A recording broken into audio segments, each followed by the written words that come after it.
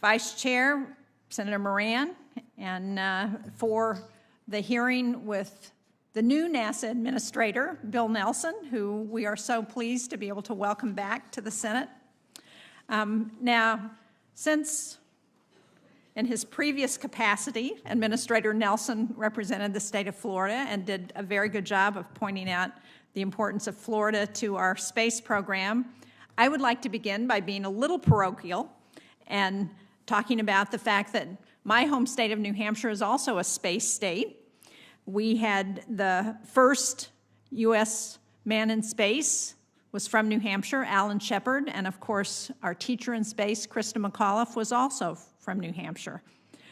New Hampshire made parts that provide communications, thermal protection, fluid transfer, and more for NASA missions operating in deep space. And we still build and operate major instruments on NASA satellites to study solar physics, the moon, and the Earth. And we are very pleased that at the University of New Hampshire, we have one of the most expansive and best regarded heliophysics programs in the country. So we are very ready in New Hampshire to contribute across the board to the exciting science, exploration, and aeronautics included in NASA's $24.8 billion budget request. This represents $1.5 billion or 6.7% increase above the fiscal year 2021 level. Now, there's a lot to like in this budget request. It includes a $20 million increase for NASA's Office of STEM Engagement, which we know is critical to our future. The funding will allow more students to contribute to NASA's mission with hands-on learning so they can join a diverse science and engineering workforce in the future. And of course, as we think about what we've got to do in the future, we have to address climate change. And climate change, as we know, is an existential threat that's already compromising infrastructure, economies, and even military installations. And I know the administrator appreciates that because he's seen what's happened in Miami and the fact that we've got to address the changes in our climate. So what this budget does is step up our commitment to NASA's world-class Earth science research so we can better understand our changing planet, and also to sustainable aviation so we can meaningfully cut aircraft emissions. I'm also pleased to see the other investments in science enabling ongoing missions to continue and providing funds needed due to the impacts of the COVID-19 pandemic on NASA centers and its commercial and academic partners. With respect to Artemis, NASA's missions to send the first woman and the first person of color to the moon, there has been a lot of discussion of NASA's decision to select only one contractor for the Human Landing System demonstration mission to land on the moon as early as 2024. I want to just point out that NASA's rhetoric blaming Congress and this committee for the decision to do just one contractor really rings hollow. So I hope we can get to this in our questioning, because in fiscal year 21, NASA projected that it would need $4.4 billion for landers in fiscal year 22, but instead the budget before us requests only $1.2 billion for the HLS program. I'm interested in how NASA intends to stimulate competition while continuing progress towards its planned program that will use the Gateway as a basis for excursions to the moon. Now, I know that you're not going to be able to answer some of these questions because of the ongoing GAO protest of NASA's decision. However, I hope we can discuss where competition is really critical to bring the best value to government. NASA at its best inspires us, and we certainly needed some joy and inspiration over the last year. We soared with Bob and Doug as SpaceX's Demo 2 mission became the first mission to launch astronauts from U.S. soil since 2011.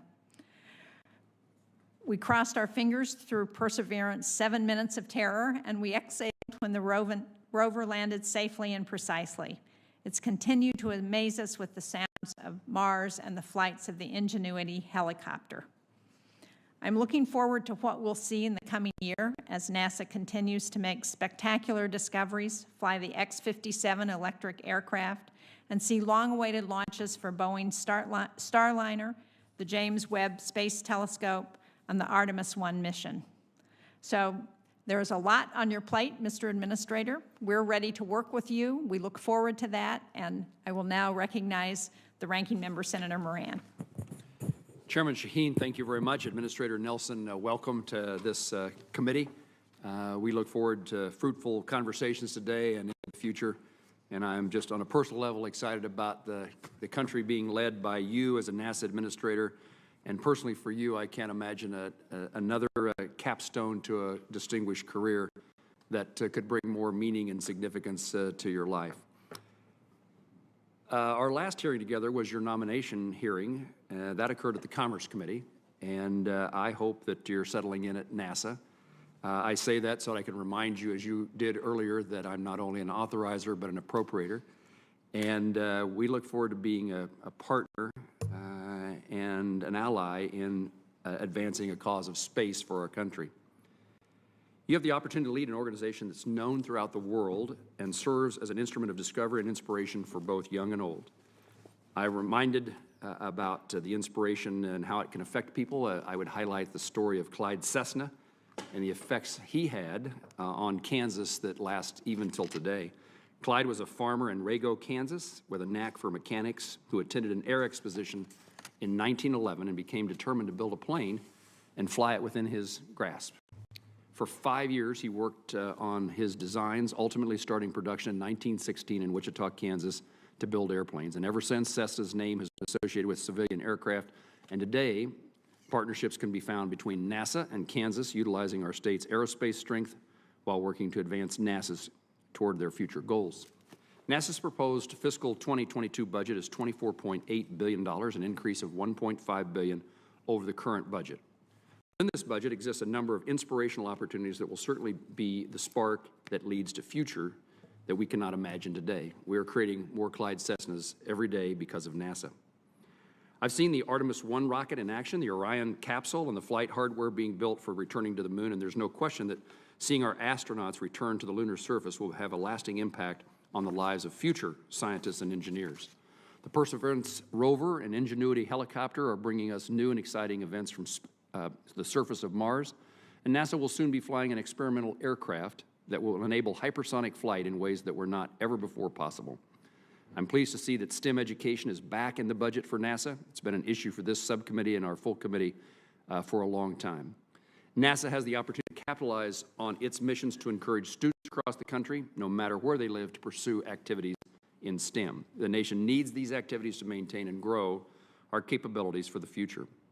As other nations begin to make strides in space exploration, we must maintain our lead and leadership in space. The proposed budget presents a vision of what NASA is capable in these unique times. I thank you for coming today, Administrator Nelson, and I look forward to our conversations not only today but in the future on how NASA can accomplish its goals. Thank you, sir. Thank you very much, Senator Moran. We're delighted to hear your testimony. Madam Chairman, Senator Moran, returning to these halls brings almost a catch in my throat because it was one of the greatest honors of my life to serve with you all in this institution. And indeed, basically a lifetime of public service. I must admit, I'm like a kid in a candy shop now. And every day has just been one excitement after another.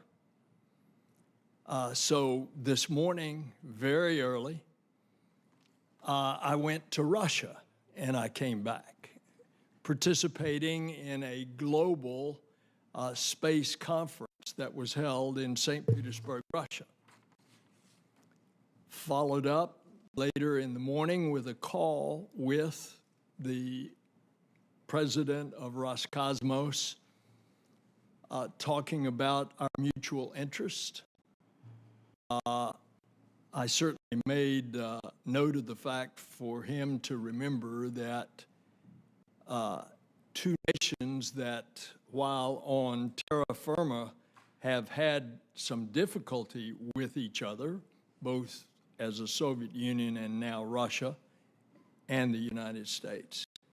But ever since 1975, we have cooperated, and we have not only cooperated, we have worked and lived together in space ever since General Tom Stafford and General Alexei Leonov rendezvoused and docked, and those two crews in the midst of the Cold War in our difficulties with the Soviet Union, and yet they demonstrated what can be done if you will reach beyond the politics. And that has continued. Example, the Russians have built the International Space Station with us. You think about the station, think about going to the football game from one goalpost to the other goalpost to the end of the end zones. From end zone to end zone, that's how large the space station is right now on orbit. And we have cooperated with a dozen nations as we are carrying out all the research, the activities, the spacewalks, and particularly our partners that helped us build the station. Now, I'm mindful of your time because I have heard witnesses that drone on, and I'm not going to. I want to leave it for you to ask questions. My opening statement could have been the remarks that the two of you have already made. Let me just point out a couple of stories. So this, which is in most everybody's pocket, it's become almost essential to us every day. And when we see something that we like, we take a picture of it. That is a spin-off of space technology because NASA developed a camera on a chip that is basically in every one of our cell phones. That's the kind of spin-offs we have.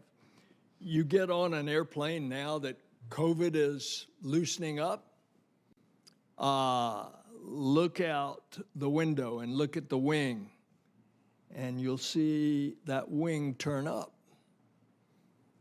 That was as a result of NASA Aeronautics research. And what they found is you can save fuel, and indeed, you can get to altitude quicker. Look at Senator Moran's talking about aeronautics. That's, by the way, the first A in NASA. Look at the research that we have going on now. We're going to fly at the end of this year an all-electric experimental aircraft to see if, as we develop it further, if we can cut down on pollution as well as fuel consumption. Just recently, NASA conducted an experiment at the Charlotte airport. And this particular experiment, because of air traffic control on the ground as well as in the air, in the period in which the study was conducted, they saved over 1 million gallons of fuel in a short period of time. Ultimately, you all are going to see that in our air traffic control, what we call the next generation of air traffic control. Get from point A to point B by going in a straight line instead of the routes that we often have to take on a dog leg with our present radar system. This can direct us, and you can have instant situational awareness in the cockpit. Now, I've just scratched the surface on what NASA does. So, Madam Chair, I want to stop there. There are some very important decisions that have to be made about us getting to the moon, landing safely in the goal of 2024. and all along be mindful of what a very aggressive space competitor is doing. I'm talking about China. When they landed on Mars, the second nation to land on Mars with a rover successfully. Makes no difference that we did it back in the 1970s first. It does make a difference that they are very technologically advanced. And tomorrow afternoon, there is going to be an announcement out of this global conference in St. Petersburg between the Russians and the Chinese. It'll be interesting to be tuned into that, because the primacy of our space program, as cooperative as we have been, it's going to be important for us to be landing on the surface of the moon with the first woman and the first person of color before our competitors do. And so with that, I would turn it over to you for whatever I might try to answer, Madam Chair. Well, thank you very much, Administrator. And as you point out, NASA is important not just for research and what that can provide to our other innovative discoveries and commerce, but it's also important in terms of the competition where we are no longer the only actor there, and we have to ensure that we continue to be competitive. I want to go back to the issue that I raised in my opening statement that we discussed briefly when we had our phone conversation, which I very much appreciated, and that is the issue of one provider for the human landing system. So as we've seen from commercial cargo and commercial crew, having multiple providers can keep the cost of services down and ensure that when a problem comes up with one provider, it doesn't shut down the whole International Space Station. So what's the best approach for ensuring competition for lunar lander services? And do we ultimately need 2 demonstration missions, or can we ensure competition in the sustainable phase? Yes, ma'am, we do need to. Competition is good. It brings the best costs and the most efficient route. The fact is that before you were kind enough to confirm me in this position, NASA had requested $3.4 billion in this current year in order to get this competition going. There were 3 major competitors. At the end of the day, the appropriation was $850 million. Approximately $400 million of that was used as the kickstart to the initial competition. And Dianetics bid about $8.5–9 billion, and these were fixed price contracts. Blue Origin bid about $6 billion. SpaceX bid $3 billion. And so before I arrived on the scene, NASA did a source selection, and the board decided that they did not have enough money in what was the run out on the budget in order to have a sustained and qualified real competition. Although each had their own technical proficiency, and yet you see where the fixed price bids had come in. And that was the source selection board's decision. What I would propose to you, Madam Chair, and Senator Moran, Senator Braun, good to see you, is that you all consider additional monies for ensuring that there is the competition. Now, we're in this never land right now until August the 4th because of the GAO protest. And of course, that decision will have a bearing on this. But going forward, we're going to have, one way or another, a competition for a lot of landings on the moon over the next decade and a half. In which case, this country boy from Florida thinks that you ought to have competition. Now, there are many different ways to skin a cat, as you all know. And that is, you've got a jobs bill coming along. And there is, in one form, a recommended R&D component in that jobs bill, aside from just straight infrastructure.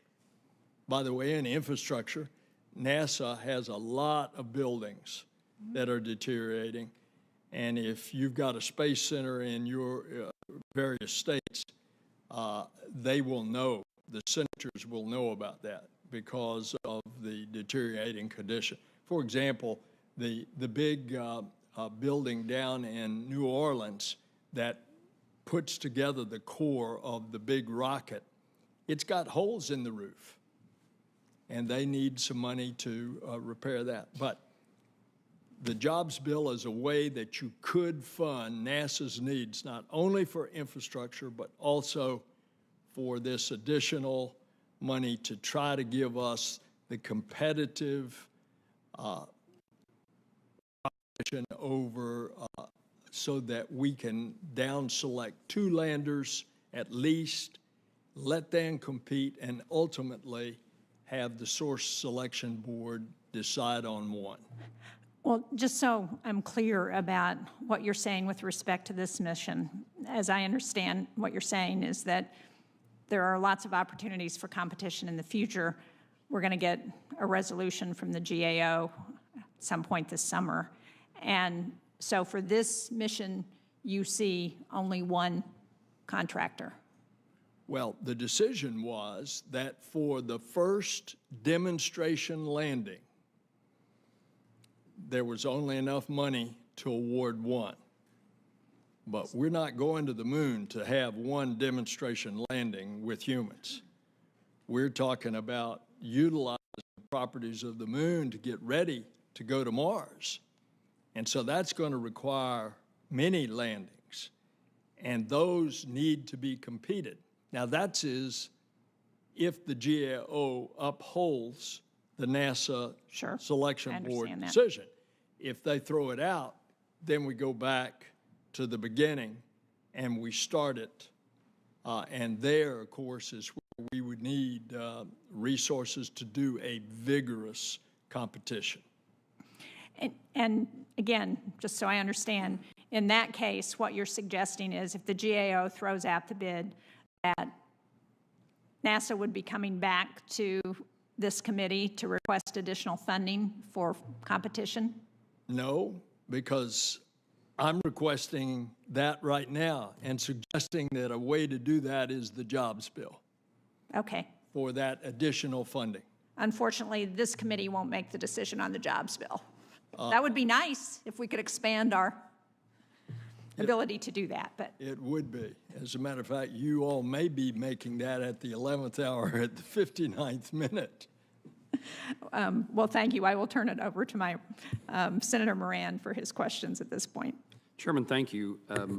I guess I just to try to put a cap on what this conversation has entailed. There is nothing in this budget request, the administration's budget request, that asks for this subcommittee and the full Appropriations Committee to fund an additional competitor in this process. Is that true? That's correct. It's a very robust request, but the hard reality is that if we want to do competition on down the line of all the landings that need to get started right now, there's going to need to be more money, and I'm suggesting that the jobs bill is a way that you could do that. Senator, Administrator, I'm not trying to create banter here, but you're having to do the same thing we have to do, which is prioritize our spending. Let me ask about the Artemis landing date. I've seen what you've said in public. The budget request does not contradict or propose a different date from the previous 2024 goal, as far as I can tell. I know that these ambitious goals and timelines often spur motivation, as well as provide a mechanism to incite decisiveness in decision-making. The calendar says 2021, and there is a lot still to be done in order to land our astronauts on the moon. If NASA receives exactly the budget that is being requested for Artemis from the appropriations process, when do you believe we will land astronauts, that first woman, that first person of color on the moon? I wish I could give you a precise answer. The fact is that 2024 is the goal. Space is hard. And if you look at the history of development of spacecraft and rockets, you often run into situations in which, in fact, there is some unknown that occurs, and you see delays. So we've got to be soberly realistic about this, but the goal is 2024. And the budget that you're requesting meets that goal? Assuming that the assumptions that are made today, that your budget would meet that goal of 2024? Unless you want competition. And I've suggested a way in which to do that. Senator, may I add one other complicating factor? Please. I think, this is my personal opinion, that I think you're going to see a very aggressive China. You're going to see a Chinese government that understands all the value of the success in space. We've already seen how they are glowing in the afterglow of their landing on Mars with a rover. I think you're going to see an aggressive program of them landing on the moon. I am stating what is out there already in the press. And so I think that's going to become a question for you all as policymakers. What is the value to the United States that we get back to the moon first and get on with this program in preparation to go to Mars? Did what transpired with the landing by China on the moon, did it change any calculations as to what we are doing at NASA or formulate any additional ideas about technology? It certainly has my attention, and I have suggested to you in landing on Mars is no small feat, which they did. Yes, I misspoke. Thank you for correcting me. And I think you're seeing statements being made by the Chinese government that they don't want to wait around until the 2030s to land on the moon with humans. And tomorrow, as I mentioned in this global conference in St. Petersburg, Russia, we are expecting a statement being made jointly by China and Russia as to what their plans are. Let's see what that is. You and I had a conversation just briefly before this hearing started, and I was highlighting for you something that I was pleased to know that you already knew. Last December, the Kansas Department of Transportation and the Federal Aviation Administration finalized an agreement to establish the Kansas Supersonic Transportation Corridor for use in testing non-military aircraft that fly faster than the speed of sound. As the first and only such commercial supersonic flight test route in the nation, in our interior, we would welcome NASA to utilize the 770 nautical mile long corridor within our state to further NASA's supersonic efforts.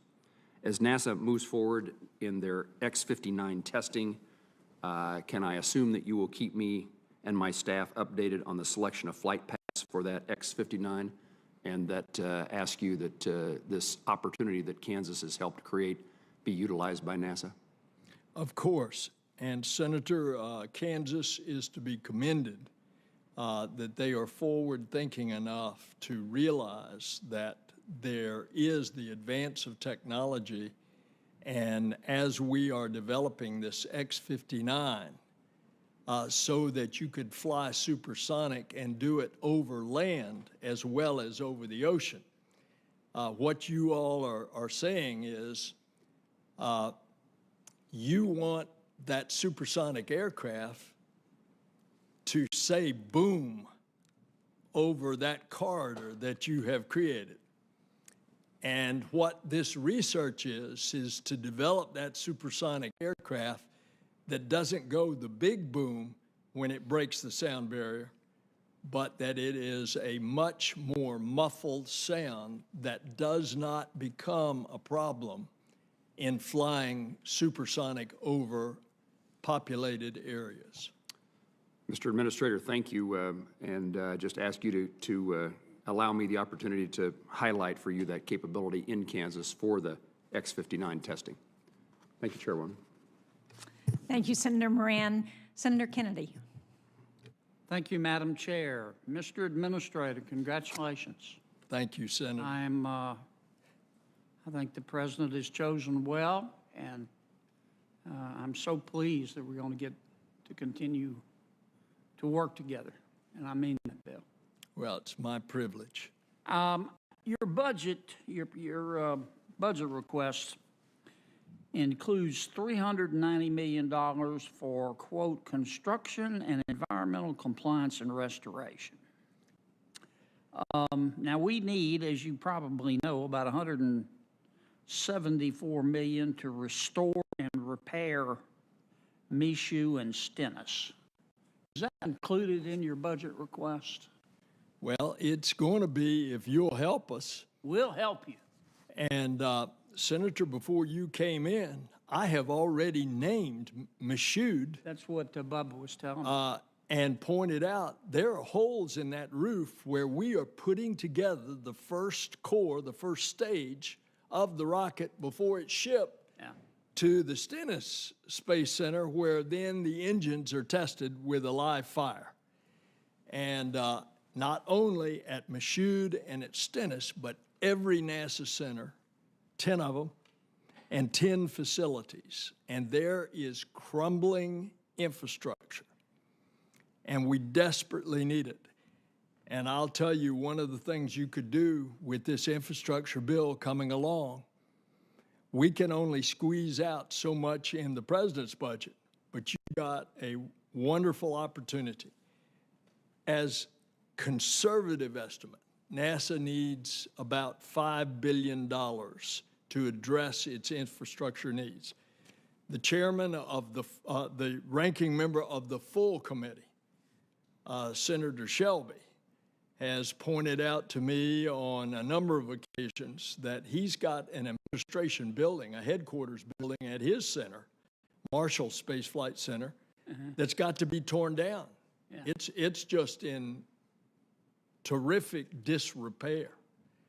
So we really have these infrastructure needs. Let me ask you, let me switch gears here slightly. The SLS heavy lift rocket, as you know, is being built for Artemis missions so our astronauts can return to the moon. Beyond the planned Artemis crew missions, what will be the role for SLS in the next decade as you see it? Can it be used, or will it be used for cargo-only missions in support of staying on the moon or our journey to Mars, or will we use it to launch scientific missions? What are your thoughts? All of the above, Senator. The first 3 missions are with regard to, and by the way, I wish, Madam Chair, that you all might consider doing a CODEL at the end of the year to come down for the launch of the most powerful rocket in the world, the Space Launch System, SLS, with its spacecraft on the top called Orion. And it Great idea. will launch uncrewed It will go way out beyond the moon, come back. The capsule will land in the ocean. If all goes well, then within 2 years, we will have the first crew. This is Artemis 2. Go out beyond the moon, maybe do a cislunar orbit, and this come back. Artemis 3, which is the one, Madam Chair, that goal is 2024. Then it goes and rendezvous in lunar orbit with the winner of the competition for the first demonstration landing. Wow. The lander takes the crew down to the surface. They do their activities, come back, marry up with Orion, and bring the crew home safely. Wow. And then Orion 4, and you had asked about that, as did the chair. Orion 4 has an enhanced upper stage because now it's got a bigger load, not only the spacecraft on top, but the first component of the so-called space station that will go in lunar orbit called Gateway, which will be built with our international partners and will serve as a way station as we build and develop the technologies to go to Mars. Wow. Well, I'm out of time, but let me say it again, Mr. Administrator. I'm very grateful you're willing to continue to share your good judgment and your experience and your expertise with the American people. And I'm so pleased we'll continue to work together. Thank you for giving so much. Bless you. Thank you. Thank you, Madam Chair. Thank you, Senator Kennedy. Senator Van Hollen. Thank you, Madam Chairman and Ranking Member Moran. Mr. Administrator, it's great to see you. Look forward to working with you on the important mission that you have before you. You know well that your own state of Florida is a major center for space activities and exploration, and I know you also know that Maryland has a major footprint when it comes to space, including the Goddard Space Flight Center, including APL, Advanced Physics Laboratory under Hopkins, Space Center Institute, Space Telescope Institute, and Wallops, which is not physically located in Maryland, but a majority of the great people who work there live and work in Maryland. So I just want to again renew the invitation from Senator Cardin and myself to come with us to visit Goddard as well as Wallops. Are you still up for that? I'm expecting to be at Goddard in the next 2 weeks, and it's my understanding that the Vice President wants to go and wants me to tag along, and I think that'd be a great time for you and Ben Cardin to come as well. I appreciate that. We will definitely follow up with you on that. Thank you, Mr. Administrator. In the prior administration, we had a challenge getting them to budget for important scientific missions related to space. Fortunately, this committee on a bipartisan basis recognized the importance of those missions, and I am pleased to see that the Biden administration budget, your budget, includes funding for the PACE program, for OSAM-1, for Europa Clipper. So grateful that that's included already in the budget. I mentioned the Wallops Flight Center, and that is a center that is critical to our space and earth science missions. It's a hub for unmanned flight. It's a supplier to the International Space Station, and it's home to NASA's balloon program. One item missing from the budget that was submitted by the administration is the 21st Century Launch Complex program, and we'll be working again on a bipartisan basis, I hope, to make sure that we fund that important program. And I understand that you intend to request $5.4 billion for infrastructure in support of upgrading NASA's facilities. I think I may have overheard some of the conversation. Is that part of the annual appropriations, or you said that's part of the American Jobs Plan? That's the jobs bill. All right. Well, let me just say Goddard and Wallops both have a number of shovel-ready projects, including when it comes to Wallops, something called the Wallops Island Causeway Bridge. It's the single access point to the Wallops complex, and it's 60 years old and overdue for replacement. So could you agree that we'll continue to work together to make those investments as well as investments through the 21st Century Launch Program? As a matter of fact, Senator, your bridge is #1 on the list. And absolutely. Of course, the president proposes and you dispose. And so this is a partnership. As I had said to the chair, there are more ways to skin a cat than one.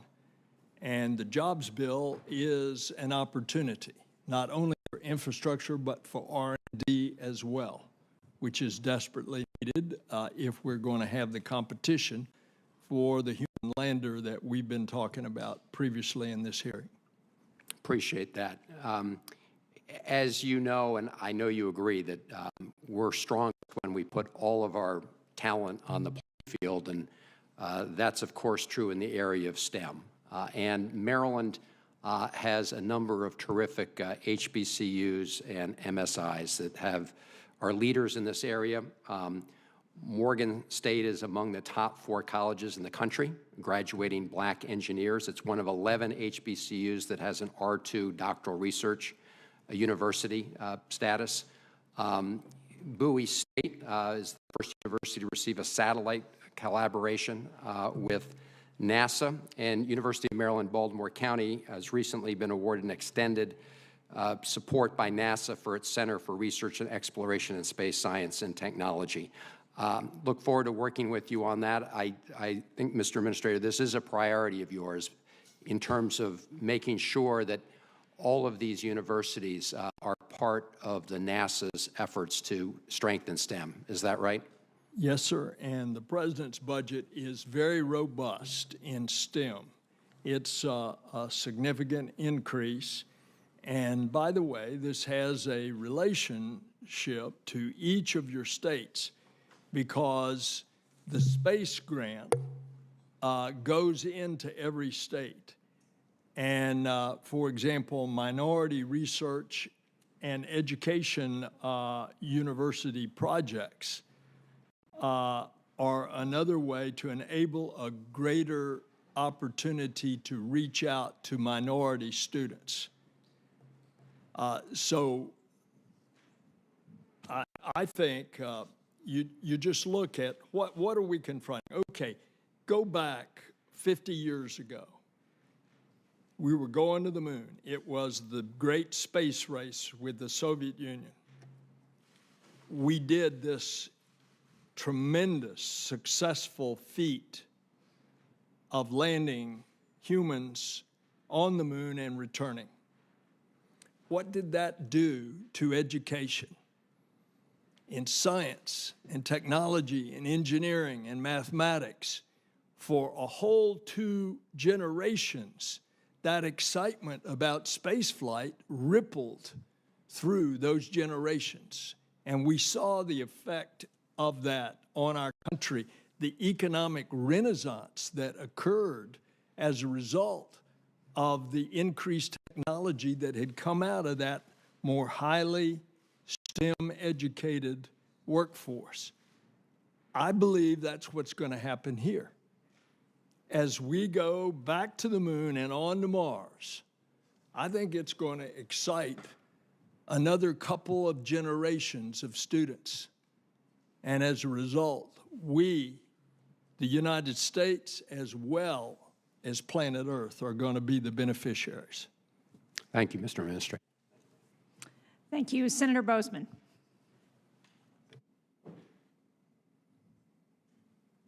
Thank you, Madam Chair, and it's good to see you very much. I want to publicly thank you for Administrator Nelson for your decision to continue to serve the country and in a field that we all know you have a great passion for.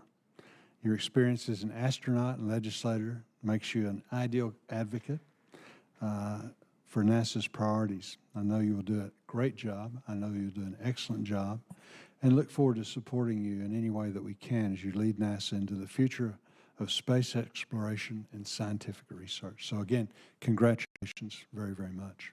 The President's budget request includes NASA funding for its Office of STEM Engagement. Important funding like this helps organizations like Arkansas's Space Grant Consortium educate undergraduate and graduate students on aerospace science and research. This program also inspires K through 12 students in STEM-related fields. I know from your time on the Hill, you champion funding in STEM education. What is your plan for the Office of STEM Engagement?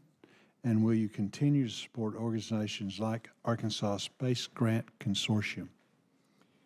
Senator, you said it as good as I can say it. Every state gets a space grant, and STEM grants are often distributed through universities. There's an emphasis also on minority outreach universities as well as the HBCUs. And there's a robust budget that is proposed in this budget. It's $147 million. I might point out that over the past few years, there were attempts to zero that out, but you all always restored the STEM budget, so I thank you for that. This particular budget has a $20 million plus up. So I hope that you all will consider this recommendation, and I'd like to come to your state, and We would love to have you. One of your universities and to talk about the STEM grant that goes to that university. Very good. Thank you very much. The International Space Station is responsible for some of the most groundbreaking scientific research and technology breakthroughs in the last few decades. Currently, the U.S. will cease operations with the International Space Station in 2024. You have pushed to extend that authorization until 2030 so that a commercial space station could replace it. Can you briefly discuss how this plan ensures that NASA will maintain a continuous human presence in low Earth orbit? Also, how will NASA work with these commercial partners to continue its great scientific research? Thank you, Senator. Several years ago, when Ted Cruz and I were leading the Space Subcommittee of the Commerce Committee, we proposed that the date of 2024 be extended to 2030 for exactly the reasons that you just articulated. That passed the Senate last year. It did not pass the House at that time. However, the Commerce Committee has just come forth last week with a NASA authorization bill. It was part of that pioneer bill, and it has an extension of the International Space Station to 2030. Now, it might be of interest to you because you've seen some commentary in the news about the Russian space program saying, well, they're not sure that they're going to stay around after 2024. Let me remind you that they are just about to launch another major component of the space station. And so if those press speculations were true, I don't think we'd see that. But I bring to you two conversations with Dmitry Rogozin as of this morning when I participated in this panel of global space organizations that's being held in St. Petersburg, Russia. And he was very bullish about cooperation. And I would just in passing point out that no less in Keir Simmons' NBC interview of Putin in the last few days, President Putin actually talked very favorably about the cooperation with the U.S. in space. Very good. Thank you, Madam Chair, and again, congratulations. Thank you, Senator Bozeman. We are going to keep the administrator very busy because he is now committed to go to New Hampshire, Kansas, Maryland, and Arkansas. About So we're gonna- all 50 states, Madam Chair. Senator Manchin. Thank you, Madam Chairman. Administrator Nelson, so good to have you sitting there in the position you're in, and we feel a lot better, I can tell you that. Every NASA mission relies on a team of scientists and engineers to design, manufacture, and verify that these spacecraft can indeed reach their intended target. You can't just point a rocket in the sky and light the fuse. You have to verify that your trajectory reaches its destination and validate through complex calculations it'll work. In the 1960s, those were done by hand. And for our most important flights, it was Katherine Johnson, a West Virginia native, that did them. Today, we use software to make those calculations. The NASA's independent verification and validation facility in Fairmont, West Virginia, bears her name and proudly carries her tradition by ensuring that this software is safe, reliable, and can be trusted to ensure our missions are completed and get home safely. Safety costs money, as you know, and the IVMV's budget has been flat for over a decade. To address gaps in funding in the past few years, NASA has required its mission directorates to pay a portion of IVMV's funding. And that's just a kind of an if and situation. So I think the most logical solution is to increase the IVMV's budget so that NASA's missionary directorates aren't forced between their budgets and safety. Everybody's robbing Peter to pay Paul. Didn't know if it was on your radar screen. If you could look into that, try to be considerate and help us on that, sir. I will certainly look into that, Senator, and if I might, tell you a story about Katherine Johnson. If y'all happen to see the movie Hidden Figures. Oh, it was the greatest. It is an exact true story about how John Glenn, the first to climb into that Atlas rocket that had a 20% chance of failure. And it was the first time that they were using a computer on the trajectory. And he did not want to rely on that. He wanted the backup of Katherine Johnson to make her mathematical calculations by hand to verify that tradition, that legacy has now extended to what is in your state of West Virginia, the independent verification. Well, if you can help us on that, just so they have their independent funding, because they're relying on other sources just to survive. Let's go visit that together. Okay, you're not that far. I can take you and your lovely bride, and we'll go enjoy a nice week. Are you flying the airplane? I can if you want me to. I better check. I'd be careful about that. I'm not sure we want that. In 2018, I was honored to, as you talk about Ms. Johnson, in 2018, Administrator, I was honored and had the privilege to meet Katherine Johnson and her family before her passing during a dedication ceremony for a statue of Ms. Johnson at West Virginia State University. And it's a historical black university in Charleston, West Virginia, and that was her alma mater. She went there when she was 14.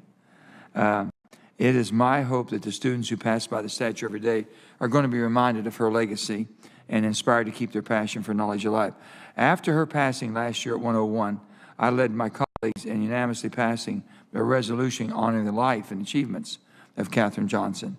That represents the very best of us, breaking down the barriers, race, gender, ensuring safety, astronauts on countless missions during decades, which you just mentioned, one of the most famous, John Glenn. Unfortunately, NASA today is still underrepresented by women of color, particularly in its most senior levels. So I would ask, how many Katherine Johnsons have we missed over the years? How many young women, people of color and others from rural areas like West Virginia, could we have brought hidden figures like Katherine into the limelight? So I don't know. I know you're just coming on, putting your staff together and all of your ideas that you want to accomplish. So I guess I would ask, what is NASA intending to or doing to continue to encourage diversity, not just in NASA itself, but the STEM education of young children and students around the country? This is very important to the president. It's very important to me. When I participated in the Space Shuttle program, we saw the first effort, by the way, by an African-American woman to help NASA bring diversity into the astronaut corps. It was in the class of '78, first Space Shuttle astronaut class. The lady who played Lieutenant Uhura on Star Trek, the original Star Trek television series, Nichelle Nichols, after she had been an actress, she was approached by NASA to go out and recruit minority candidates and women. And that's reflected in that first astronaut class, where the astronauts basically had been test pilots, all white males before. And qualified women and qualified minorities didn't even know that they would have a chance, so they wouldn't apply. She was successful in doing that, and we see the results all throughout the astronaut corps. A lot of this goes back to STEM. You've got to provide in all communities science, technology, engineering, and mathematics education. And in your university, you will have space grants, Senator, in West Virginia, and they come directly out of this program. We're going to reach out to you with that, and we have WVU and other universities there that have a little bit of activity there, and I think it could be a lot more too. But I look forward to working with you. I'm so glad that you're settled back in and back on the Hill with us. Thank you, Senator. Thank you. Thank you, Senator. Thank you, Senator Manchin. We will do another round, at least one more round, maybe two, for those people who want to stay. And I would like to go back to climate science, Mr. Administrator, because, as you know, NASA is the biggest funder of climate science in the government. But, of course, it's not the only one. And NOAA, Energy, EPA, there are many other agencies that address the climate crisis. And one of the challenges is how those agencies all work together to address climate, the research, and what we can do to respond. Can you talk to NASA's role in climate science and how you see NASA working with those other agencies? Senator, you have put your finger on the fact that people do not realize how inextricably entwined NASA is on all matters having to do with climate. You initially think of it as NOAA, the National Weather Service, which is a part of NOAA.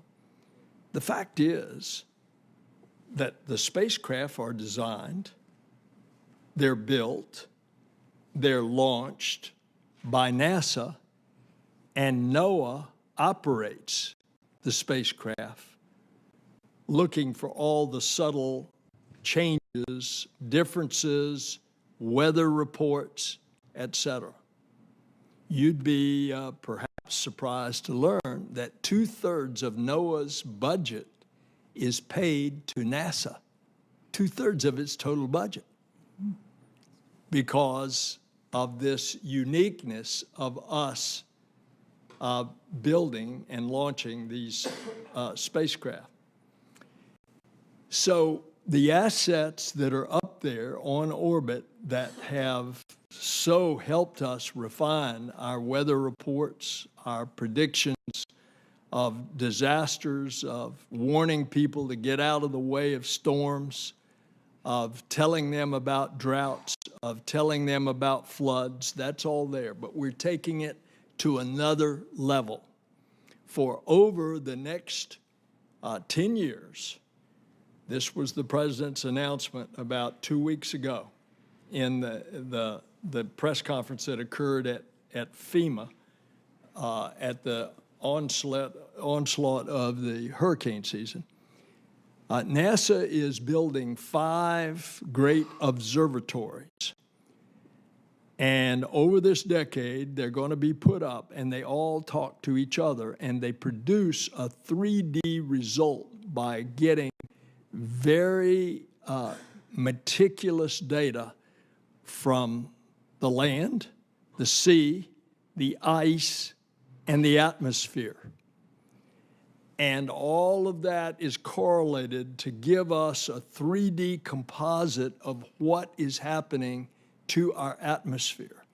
And when I say that word, I suddenly, in my mind's eye, flash back to floating in front of that spacecraft window, looking at the rim of the Earth and seeing that thin little film, which is the atmosphere that sustains all of life.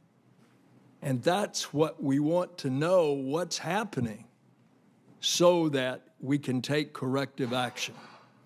So I mentioned the fact that the University of New Hampshire is one of the leading research institutions with respect to heliophysics, which we know has a real impact on our weather patterns and what happens on Earth.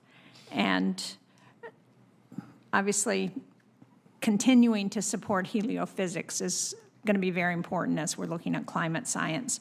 So again, how does NASA plan to support future investments in space weather, and including that heliophysics, and how does NASA interact with NOAA? You pointed out the really symbiotic relationship between NASA and NOAA, but do they share all that information when you talk about getting that picture of what's happening on Earth with respect to climate? Is that shared with NOAA, with all the other agencies that are also doing climate research?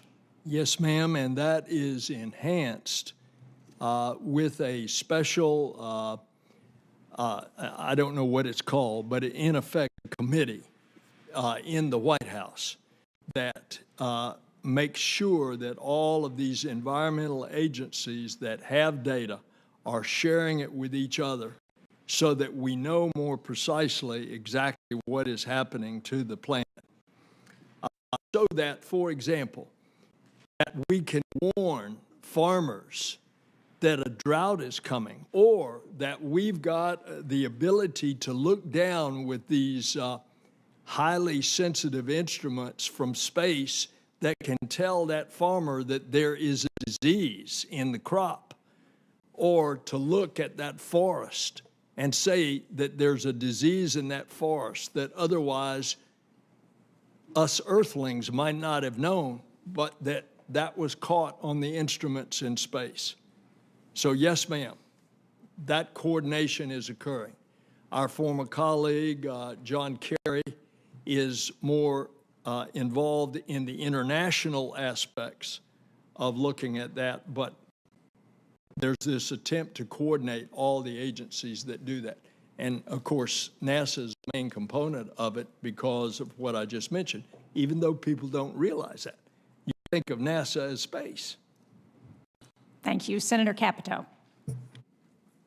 Madam Chair, and it's good to see you. I'm sorry I missed your confirmation hearing. I hope it wasn't too tough on you there. I think you kind of breezed through that one pretty well, but it's nice to see you. I was fortunate. I'm pleased to see that what was formerly the Restore L, which is the OSAM 1, which is the funding level for in the budget request. There's great work being done in my home state in West Virginia at the West Virginia Robotic Technology Center.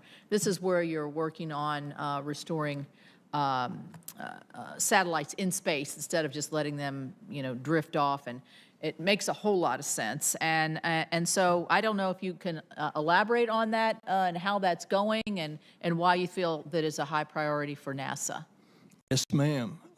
When you put up a highly sophisticated instrument and it has a glitch, or say it starts running out of fuel, and here's this multi-million-dollar spacecraft we are now developing the technology that you can send out basically what the Hubble rescue mission did with astronauts to repair the Hubble defective lens, in this case, to go robotically to the spacecraft that needs this mechanical fix, this additional gas in order to have the fuel that it needs to continue its life or whatever repair is there. And that's being done. And the sophistication of spacecraft that can do this at a point way up there on orbit, and you can rendezvous robotically and fix that spacecraft. And that's what the project is that you were speaking about. And as I said, some of that work's being done in West Virginia. And you read in the paper quite a bit, and it seems like more and more, that space debris and it is becoming a problem. And so I'm sure with the OSAM-1, obviously, since you can repair in space and elongate the life of a satellite or something, obviously could help address some of that issue. Yes, ma'am. Comment on that. And in this budget of the president's, there's $227 million there. Great. For this project. Great. I know Senator Manchin mentioned the IV&V Center in our state as well, and we're very proud of the workforce there. They do a lot of internships with West Virginia University and Fairmont State. I think they still have capacity there to help across really all parts of government to do the verification that they do. So I would just encourage the emphasis that you all at NASA have put on that facility to increase the footprint and utilize the workforce there. Because it's not like they've got plenty to do, but they have some more capacity, I think, where they could do more. So yes, ma'am. And I said to him that I hope the two of you will invite me to come. I'd like to go with you. I want to see it. Yeah, it's and then I told him a story about Katherine Johnson. She was an amazing woman. Which brings me to my last thing I wanted to ask you. We had Peggy Whitson, who was a very famous female astronaut, who interestingly is going to be the pilot for one of the private venture into space. I saw her name listed. And she was such an I took her to classrooms, and such an inspiration to our youngest generation of particularly young women, girls, that when she told the story that she became inspired by seeing somebody walk on the moon when she was in second grade, that's when she decided she wanted to try to be an astronaut. And we've also did a remote with a female astronaut who was actually American, who was in Russia at the time. I think I told you this on the phone. And that there again, to that next generation of dreamers and aspirational young women, is this a big area of influence for NASA in terms of trying to diversify the workforce in a lot of different ways? But I'm specifically asking about women, so I know there's going to be one going to the moon. I'm excited about that. Absolutely. I go back in my history, I've already recounted for the committee that the first real breakthrough on astronauts in diversifying was the class of 78, the first space shuttle group of astronauts. And a lot of it came from NASA having a contract with a former actress who played Lieutenant Uhura on Star Trek. And she went out and recruited women and minorities.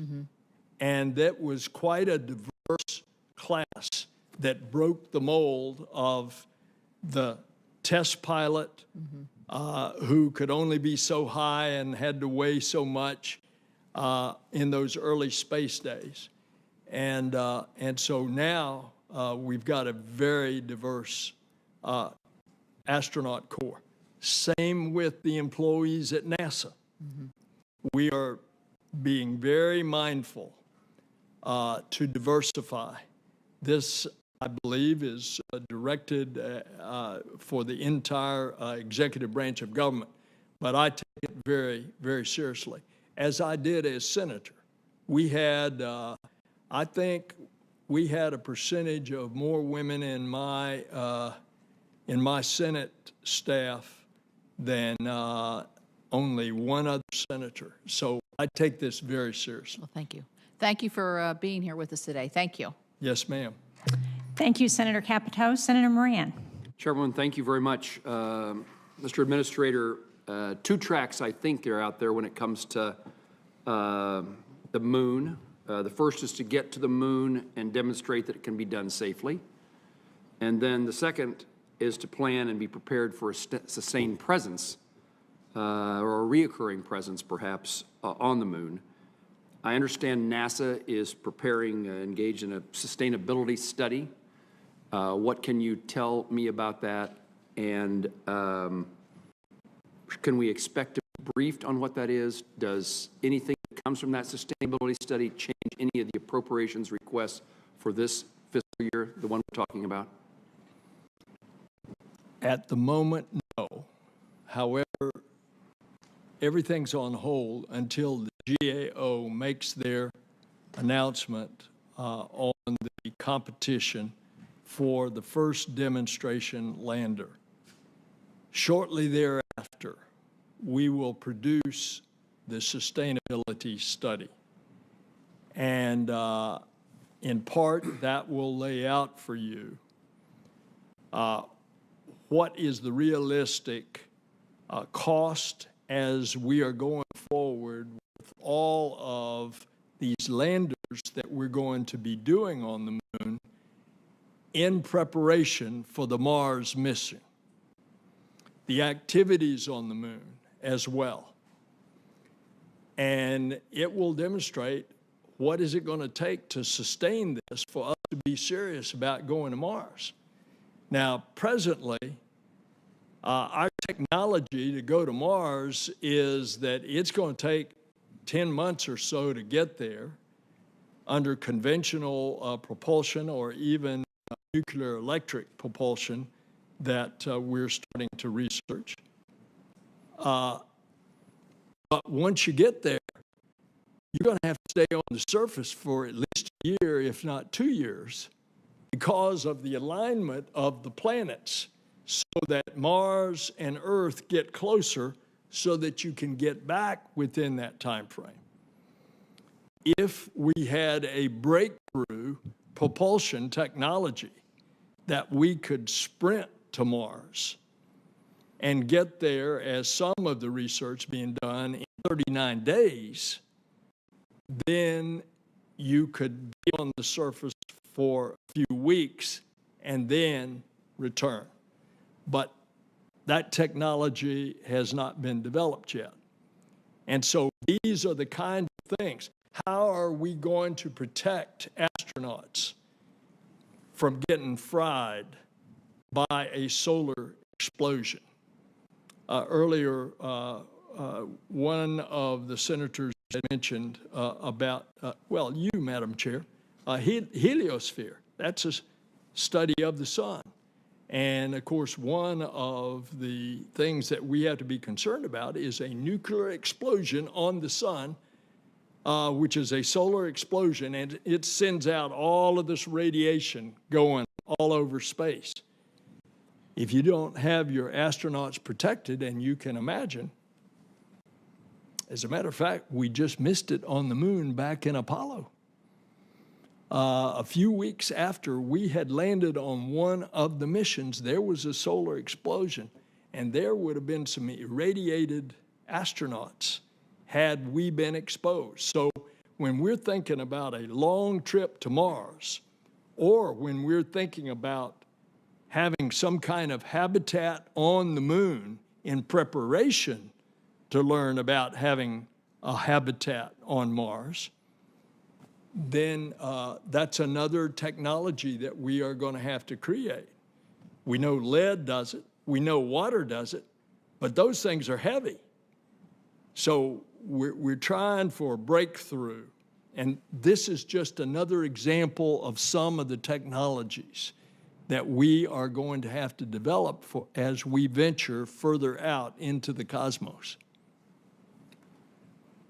Senator and Administrator, you highlight or point out that the trip to the moon is certainly more than a trip to the moon.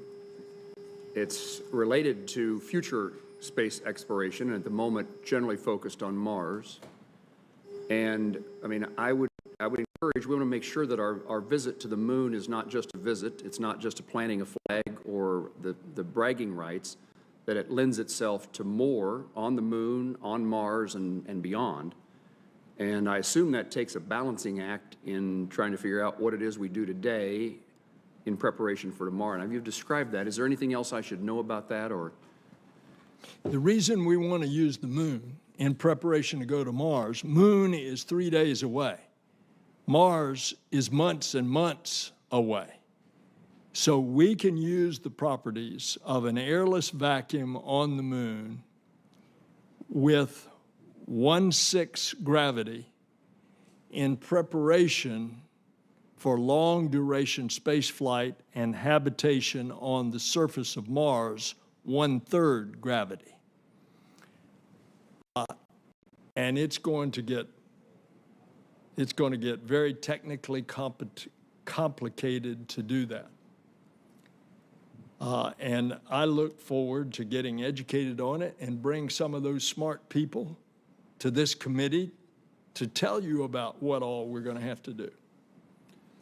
In a spacecraft, for example, if it took us 10 months to Mars, and suddenly they land and they're in 1/3 gravity, what has that long trip in 0 gravity? Can we start some kind of cylindrical spacecraft that will rotate with a centrifugal force that would create an artificial gravity that would make that long-duration space flight more palatable? We're seeing what long-duration space flight does in the space station. It's one of the reasons for having the space station right now on low Earth orbit. See what that does to the human body. I appreciate your suggestion of bringing those scientists and experts, not intending to speak for the chairman, but I think we'd both be very interested in that kind of opportunity. My final concluding question, James Webb Telescope, are we behind, are the challenges that have delayed us for so long seemingly behind us? I certainly hope so, and I believe so. And the most recent report that you've heard that there's a delay, this is very minor, and it has nothing to do with the spacecraft or the rocket. It has to do with the preparation of the rocket by the Ariane folks, and it's the Ariane rocket because they've only got one vehicle assembly building, and they've got 2 Ariane rocket launchings before the telescope launching. So it has only been moved from October 31st, 2 weeks later, to the middle of November. And that's another codel that you all may want to consider going to. What's the launch date? This November. This November. And by the way, once that's up there, this will just blow your mind. The universe is 13.5 billion years old. This telescope is going to look back in time to the first 150 million years since the Big Bang and capture the light from that time. In other words, it's going to look back in time 13.35 billion years. And what it's going to show us is what did it look like? What was the competition at the very formation of the first galaxies? And that is going to be revolutionary, what we find out about astrophysics and astronomy. And you know that we're picking up exoplanets already with the Hubble Space Telescope. We're seeing conditions around other suns, stars, where they have planets that revolve about them. And it is thought that we are discovering other worlds that could be like our own. As we explore our own solar system, we're going to Venus. We're going to see, why does that have such a thick, prohibitive atmosphere that heats it up so that it will melt lead on the surface? And so it's Sun, Mercury, Venus, Earth, a habitable planet, then Mars, an uninhabitable planet that has a very thin atmosphere, 1% of Earth's atmosphere. Why is that like that? Are there elements in Venus and Mars that in these billions of years of development of what we know as our solar system, that there might have been the elements of life there that will give us the clues about all these other solar systems in these other galaxies? It's going to be an exciting time, and that's what the Webb telescope's going to do for us. Administrator, thank you for your brevity. Yes, thank you for your smile. I saw the Perseverance landing at the Jet Propulsion Laboratory, and at that point in time also visited the James Webb telescope just before it was folded up and ready to be moved for transport. It's an exciting circumstance and a great opportunity for knowledge and practicality. Chairwoman, thank you, and thank you, Mr. Administrator. Well, thank you very much. I have just one more area that I would like to pursue. Mr. Administrator, at the direction of this committee, as I'm sure you're aware, the GAO, the Government Accountability Office, analyzes the cost and schedule performance of major NASA projects, anything costs more than $250 million.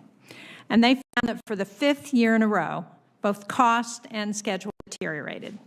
And while I know that COVID contributed in the last year, the decline over those 5 years can't be attributed to COVID alone. So can you tell us what you're doing to improve project management, particularly in those high-risk, high-cost projects? Yes, ma'am. Think back to what I said. Space is hard. And when you develop very sophisticated things, often you get delays. And if it's not a fixed price contract, like we made the landing on the moon with humans, that's fixed price. And you often get these cost overruns. I am committed to continue to try to improve NASA's acquisition management discipline. I think there's a lot still to be done on that. Clearly. And I'm going to try. The GAO has recognized that NASA has made significant progress in their latest 2021 iteration of their high-risk report, and specifically NASA was credited for improvement in 2 of 5 criteria areas: leadership, commitment, and monitoring, that GAO considers as they determine NASA's future standing on their high-risk report. But, you know, more has to be done. Thank you. I appreciate your commitment to addressing this. And I guess my final question is, do you think that 2024 is a realistic date for a return to the moon? It is our goal. Space is hard. As I just said, when you're pressing the edge of the envelope, often you get delays and you get technical things that happen that you didn't anticipate. But the goal is still 2024. So I'll take that as a maybe. Yes, ma'am. Well, thank you very much for your testimony this afternoon. If there are no further questions, senators have until June 22nd to submit additional questions for the record, and we expect and request that NASA would respond to those questions within 30 days. The subcommittee now stands in recess until Wednesday, June 23rd, when we will hold a hearing on the budget request of the Federal Bureau of Investigation. Thank you.